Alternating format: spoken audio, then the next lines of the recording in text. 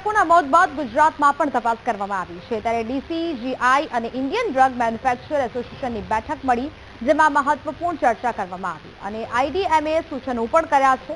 આ ઉપરાંત સરકારના પરિપત્રનો અમલ કરવા કેમિસ્ટ એસોસિએશને પણ સૂચના આપી છે। બીજી તરફ ગુજરાત ફાર્માસિસ્ટ એસોસિએશને કહ્યું છે કે રાજ્યમાં પૂરતા ડ્રગ ઇન્સ્પેક્ટર જ નથી। સવાલ ઉઠાવતા કહ્યું કે માત્ર તપાસના નાટકો જ થશે।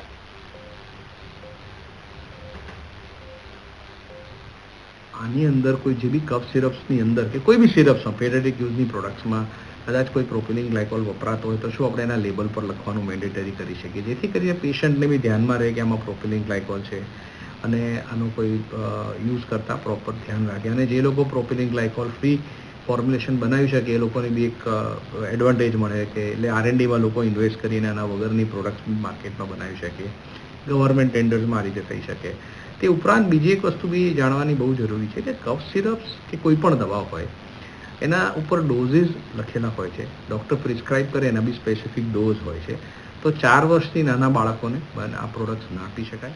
જે ગુજરાતની 2 ફેક્ટરીઓમાંથી આ દવાઓનો જથ્થો ત્યાં આગળ સપ્લાય થયેલો હતો, એનું ઓલરેડી સરકારે એક નોટિફિકેશન જારી કરી તાત્કાલિક અસરથી એ દવાઓ ન વેચવા માટે ફેડરેશન દ્વારા આપ સૌ કેમિસ્ટ મિત્રોને એક વોટ્સએપ દ્વારા મેસેજ તમારા ઝોન, જિલ્લા વાઇઝ, તાલુકા વાઇઝ દરેકને મોકલાયો છે। તો નાનામાં નાના કેમિસ્ટ સુધી આ સમાચાર પહોંચે અને જે સરકારે 2 પ્રોડક્ટ 2 કંપનીને જે રીતે સર્ક્યુલર મોકલેલો છે એનું પૂરેપૂરો અમલ થાય।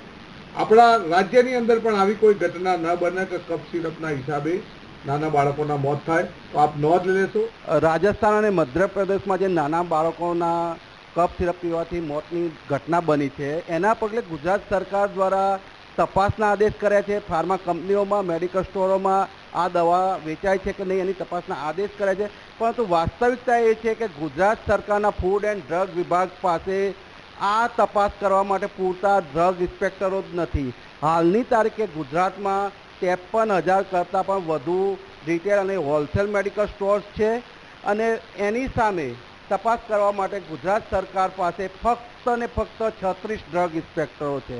અને સૌરાષ્ટ્રના જે જિલ્લાઓ છે, જામનગર, ભાવનગર, અમરેલી, જૂનાગઢ, પોરબંદર, પછી સાબરકાંઠા, બનાસકાંઠા, પંચમહાલ અને સુરેન્દ્રનગર જેવા જિલ્લાઓમાં એક પણ ડ્રગ ઇન્સ્પેક્ટરની નિમણૂક કરવામાં આવી નથી અને મોટાભાગના જિલ્લાઓમાં કાયમી આસિસ્ટન્ટ કમિશનર પણ નિમાયેલા નથી। ત્યારે આ તપાસ ફક્ત જાહેરાત અને કાગળ પૂરતી જ રહી જાય એવી પૂરેપૂરી સંભાવના।